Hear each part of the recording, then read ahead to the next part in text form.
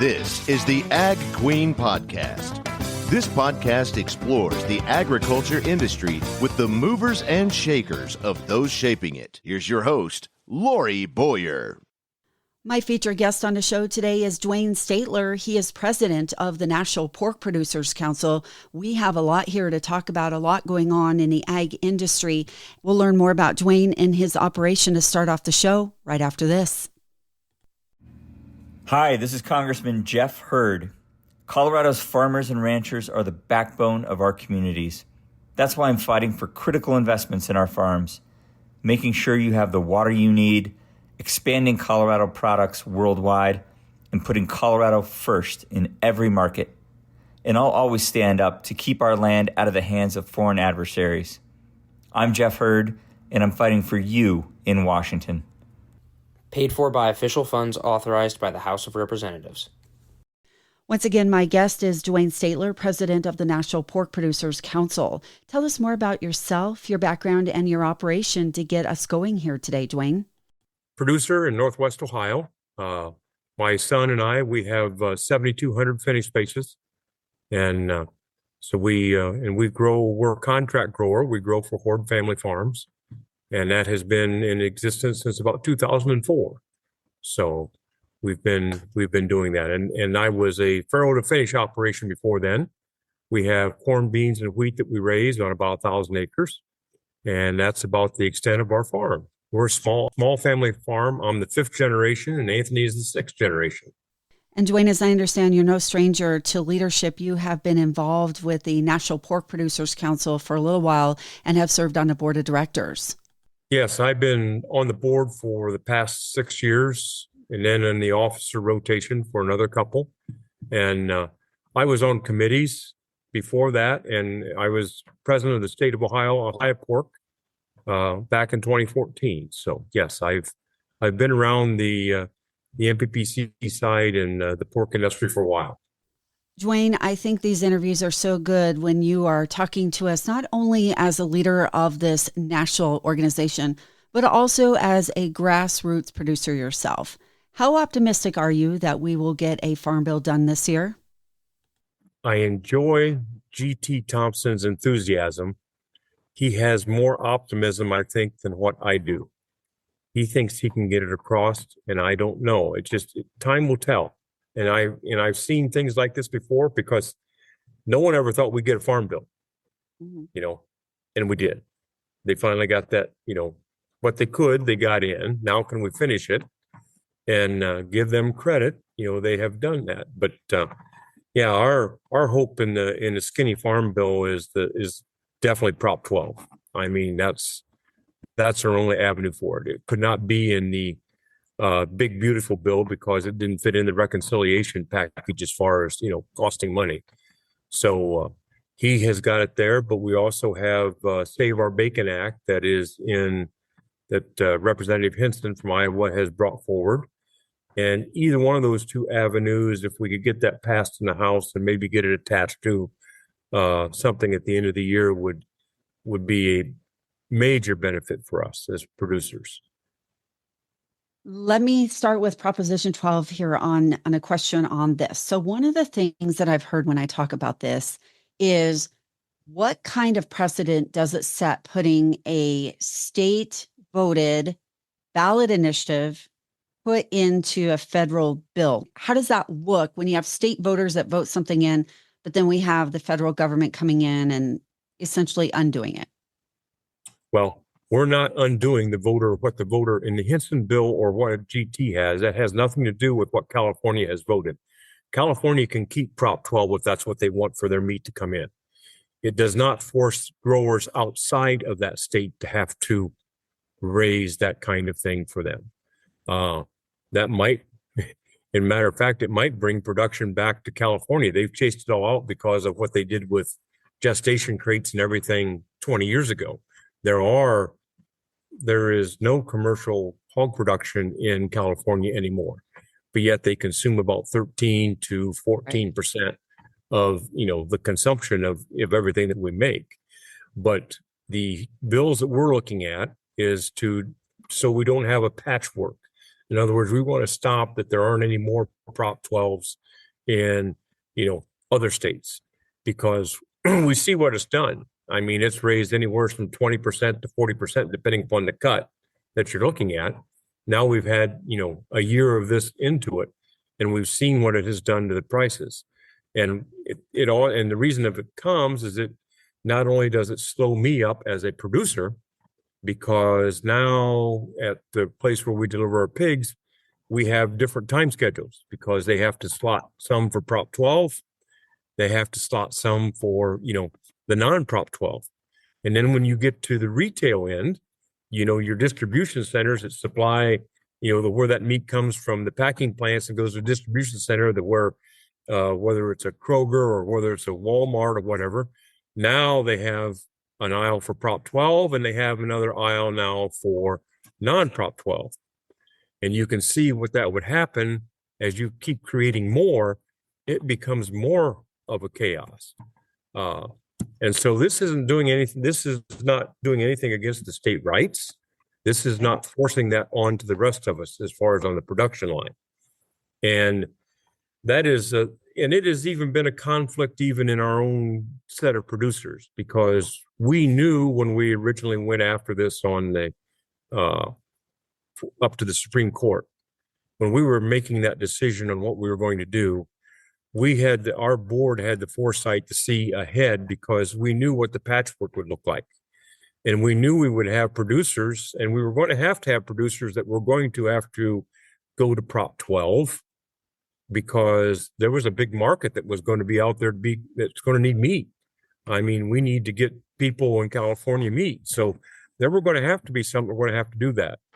But we couldn't have this being followed up, another Prop 12 and another and another. And Gotcha. It's sort of ironic that now, after the Supreme Court has been done, the people that were sponsoring Prop 12 have come to a couple states, and they actually wanted to make a deal with Ohio, because we had a law not like Prop 12, but we made an agreement with HSUS back in 2010 where we would have a livestock care standard board set. As a matter of fact, we were the first ones to limit the gestation crate use in our buildings, to where it was deemed that the sow was pregnant and able to carry the litter, which is about 30 to 40 days, wherever the vet said it was safe for her to, go into group housing, they would go into group housing. Well, they approached the state of Ohio now and said, what would you think if we did something and we go to 34 square feet? So it's not about the square footage. It's about ending production. And, we realize that, there are now studies out there, and there's some things out there now that, you can see that where it's a different management in your open pen gestation. And the more square foot that you add, the more area there is for ruptures or, for carrying on between animals and stuff. And that's the more space you get is not necessarily the best thing. Duane, would this help with interstate movement and interstate commerce then with California? If they mandate that it is there, then there will still have to be Prop 12 people supplying them, Prop 12 meat. But also it will make it to where you can also have meat in there that is not Prop 12, and let the people decide. I see. Okay. Let the California consumers decide. Let the California consumers decide. Do we want the Proposition 12 meat, or do we want the other meat? And my theory is they're probably going to take the other meat because of 20 and 40%. And the cost, I'm sure. The cost. Well, the cost is there because of what happens in the supply chain. I mean, for me, it used to be nice. We always sold our hogs we normally always loaded in the evening, 7 o'clock, 8 o'clock, 9 o'clock. Well, after the Prop 12 came along, now, no matter which packer you're going to, they're scheduling certain times. So they got to rotate to where they can get enough in, to make the floor work in their, aspect, because only about 15 to 16% of our hogs are coming in Prop 12. So you have to make new windows. So now we load from either 6 to 8 o'clock at night. We might load at 1 o'clock in the morning, might load at 3 o'clock in the morning, might load at 8 o'clock in the morning, which is really hard to get help, to do that.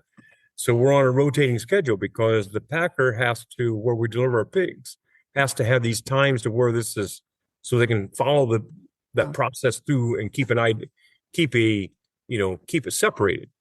Right. So it is really, and that's part of the disruption. So it adds cost to me, it adds cost to them. And then after that, you go to the retail. Now you have a row of product for Prop 12 and you have a row of product for this.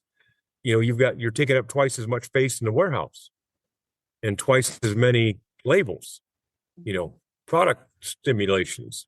So that's what, and if you get 4, 5, 6 of them, what that could do. And all it's going to do is raise cost, and that just denies people that want protein the most, denies them the opportunity to get it for a good price.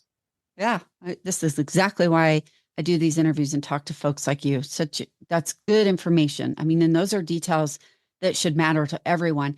And, we're very connected in this industry. If it happens with pork, it can happen with other species as well. Yes, that's just it. It could go, someplace else and create that same problem, All right, Duane. Well, I appreciate that. You gave me some really good information here and a couple of perspectives I haven't heard on this. So thank you for that. Let's spend just a little bit of time here now talking about workforce. I mean, this is another big issue for a lot of industries, but particularly for us in the ag industry. Talk to me a little bit about what NPPC is working on specifically with regard to farm workforce. Well, we're trying to find a path and an avenue for this to continue. I mean, I think that is where they want to get to eventually. But the problem is far bigger than, this is a lot bigger than the illegals or those people that crossed the borders in the last 4 years. I mean, we've sort of had an open border situation in the past 20 years. I mean, there are a lot of undocumented, here that have tried, and then they haven't been able to get citizenship because everything is so backed up, or get their visas renewed. And then if you want to renew your visa, you got to do certain things. I had just learned in the last month that we have a professor at Ohio State University that has been here for 20 some years, has tried to become a citizen, has had that denial. You can just renew your visa. Well, now she can't renew her visa. That is a real hurt to the industry. So there's got to be someone, both sides have got to find a way to come together that we find, for these people that want to come. I am 100% in agreement. We do not need convicts or something like that here, but there are a large majority that are finding work here and that we need at the farm level, because our rural areas, there's nothing holding our children here. The workforces are in the cities and they leave the rural areas. And so we don't have, a vast amount of people to come from. And the problem we've got right now is there are some people that have been working on some farms for many years before, the Biden administration, before the first Trump administration, that came in under the Obama administration, that are in the same problem, and they don't know how they can go back, or they've had some people that went back to come back in, and they can't get back in for these others to go, to protect their jobs. So, I heard a couple weeks ago, President Trump mentioned touchback. I'd like to have an idea of what that means. What does touchback mean? Are you going to allow someone to, we've had a lot of people that have paid and got their $1,000 and went back. Well, now they'd like to come back to their job. They took that because they liked it here. They wanted to work here. They had a good job here. So they wanted to go back so they could come back, legally, but there's no path back yet. And so we've got farms that have lost part of their employers, to that, hoping they would come back. So another set could get back and hope they didn't get caught in the meantime. Right. What does this rollover look like? And if you don't do that, this just, for us and our family, it's just Anthony and I and our grandchildren. So we have enough that we're able to work. But for those that don't have children that aspire to be there, or they've got a large operation, it's a real problem. And I don't know just where we're going to go on it. Okay. All right. Still good information. I'm not going to ask you a lot of questions on that because I want to just get a little bit from you here before we need to wrap up. And that is the Make America Healthy Again report. The second draft doesn't seem to be quite as detrimental as the first draft is for the ag industry. Would you agree with that?